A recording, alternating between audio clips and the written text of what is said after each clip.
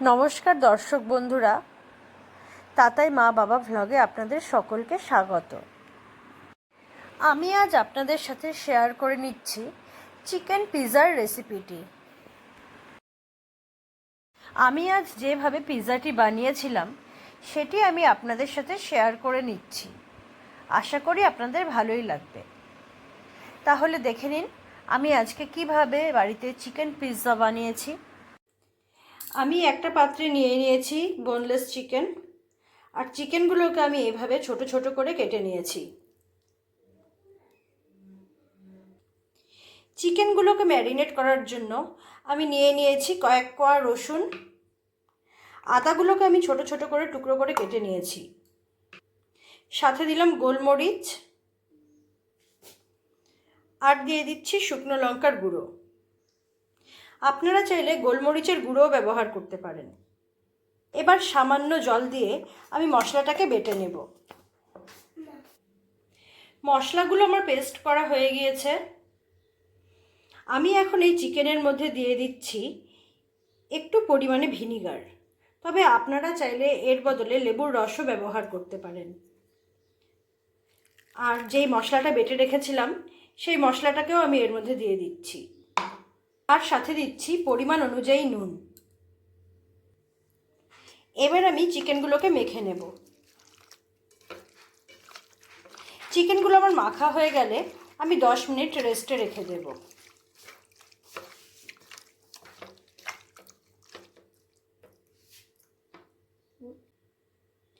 চিকেনগুলোকে রেস্টে রেখে আমি কেটে নিয়েছি পেঁয়াজ, টমেটো। পেঁয়াজগুলোকে আপনারা দেখতেই পাচ্ছেন আমি ঠিক কিভাবে কেটেছি। চিকেনগুলোকে ম্যারিনেট করে রেখেছিলাম, 10 মিনিট হয়ে গিয়েছে, তাই এখন আমি ফিরে এসেছি আর গ্যাসে বসিয়ে দিয়েছি কড়াই। কড়াই গরম হয়ে গিয়েছে, তাই আমি এখন এর মধ্যে দিয়ে দিলাম সাদা তেল। তেল গরম হয়ে গিয়েছে, তাই এখন আমি এর মধ্যে ছেড়ে দিচ্ছি আগে থেকে ম্যারিনেট করে রাখা চিকেনের পিসগুলো।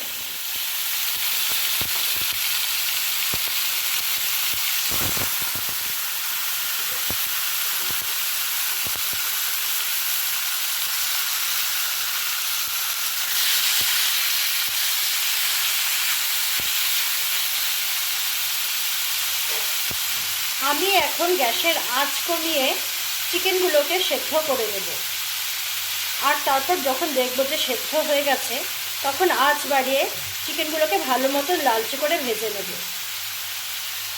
ঢাকনা তুলে কিছু সময় পর ফিরে আসলাম। দেখতেই পাচ্ছেন চিকেন থেকে কতটা জল ছেড়েছে। এই জলে জলে চিকেনগুলো সেদ্ধ হয়ে যাবে। এভাবেই আরও কিছু সময় আমি চিকেনগুলোকে ঢেকে ঢেকে সেদ্ধ করেছিলাম। তারপরে আমি গ্যাসের আঁচ বাড়িয়ে চিকেনের থেকে যেই পরিমাণে জল উঠেছিল সেই জলটাকে টানিয়ে নিয়েছি, আর চিকেনের টুকরোগুলোকে খুব ভালো মতন ভেজে নিয়েছি। চিকেনগুলো আমার ফ্রাই করা হয়ে গিয়েছে, আর নামিয়ে রেখেছি একটি পাত্রে। আমি এখন পিৎজাটাকে বানিয়ে নিব ওটিজিতে।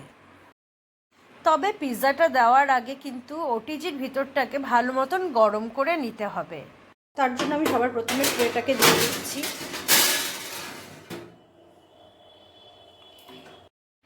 এবার আমি ডোরটা বন্ধ করে নিলাম, আর প্রিহিটের জন্য আমি টাইমটাকেও সেট করে নিচ্ছি। দেখতেই পাচ্ছেন আমি 15 মিনিটের জন্য টাইম সেট করে নিয়েছি। এই যে এই দাগটা 10 আর 20-এর মাঝখানে আছে, তার মানে 15 মিনিট। 15 মিনিট পর অটো কাট হয়ে যাবে, তারপরে আমি ডোরটাকে খুলে দেব। ওভেনটাকে আমি 200 ডিগ্রি সেন্টিগ্রেডে রেখে দিয়েছি, কারণ পিৎজা তৈরি করতে আমার 200 ডিগ্রি সেন্টিগ্রেডই উষ্ণতা লাগবে। আর হিটটা আমি এইদিকে রেখেছি, দেখতে পাচ্ছেন উপর এবং নিচ দুদিকেই হিট হবে। এই দেখুন উপর এবং নিচ দুদিক থেকেই হিট হচ্ছে।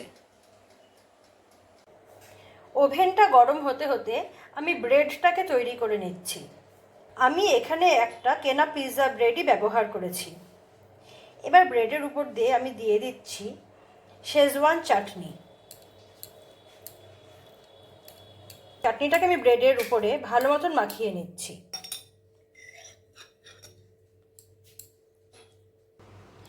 এবার আমি পেঁয়াজ, টমেটো আর চিকেনগুলোকে এর মধ্যে সাজিয়ে নেব এক এক করে। সন্ধ্যার জলখাবার বা বাচ্চাদের স্কুলের টিফিনেও কিন্তু আমরা এই পিৎজাটা তৈরি করে দিতেই পারি।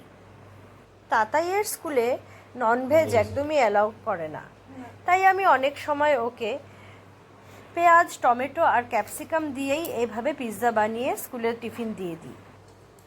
আবার কোনো সময় চিকেনের বদলে আমি পনিরকে সেম প্রসেসে ফ্রাই করে এর মধ্যে দিয়ে দিই।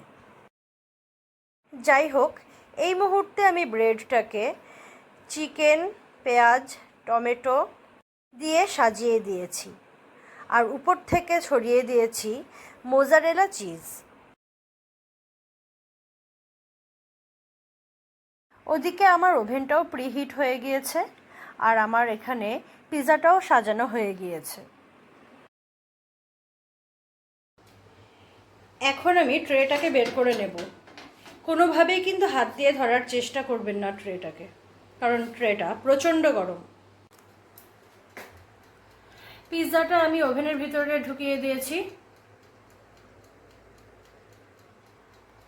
আর এদিকে আমি 15 মিনিটের জন্য টাইমার সেট করেছি।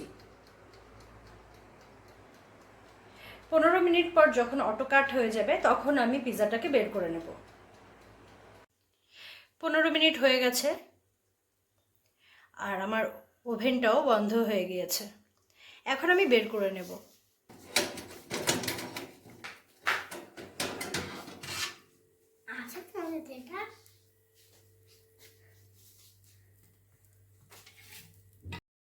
পিৎজা আমার একদম রেডি হয়ে গিয়েছে। দেখতেই পেলেন আমি কত সহজ পদ্ধতিতে আজকে এই পিৎজাটা তৈরি করে নিলাম। আর পিৎজাটা খেতেও কিন্তু দারুণ স্বাদ হয়েছিল। তাহলে বন্ধুরা, দেরি না করে আপনারাও বাড়িতে তৈরি করে ফেলুন এই সহজ পদ্ধতিতে পিৎজা। আর আমাকে কমেন্ট করে জানিয়ে দিন আপনাদের পিৎজাটা খেতে কতটা স্বাদ হয়েছে।